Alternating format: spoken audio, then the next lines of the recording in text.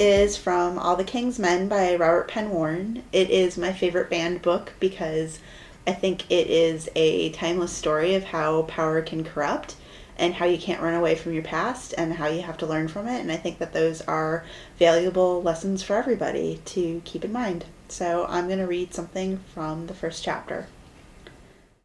Alex came in with a fellow with him, and I knew my little conversation was not promising.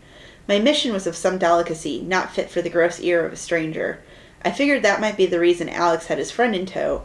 Maybe it was, for Alex was cagey in an amateurish sort of way. In any case, he had the boss with him. Boss is capitalized throughout this book.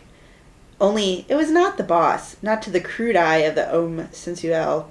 Metaphysically it was the boss, but how was I to know who am betrayed by the faithlessness of substance and walk among shadows?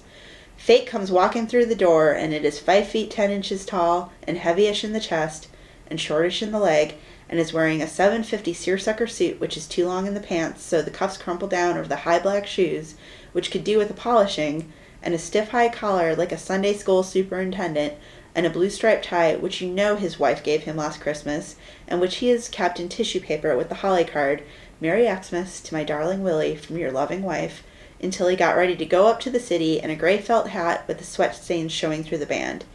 It comes in just like that, and how are you to know?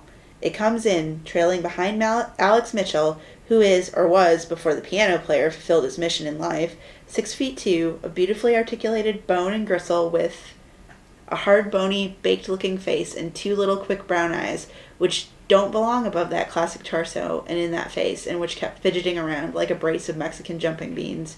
So fate trails modestly along behind Alex Mitchell, who approaches the table with an air of command which would deceive only an aged, infirm, and unarmed N-word. Sorry, I can't say that.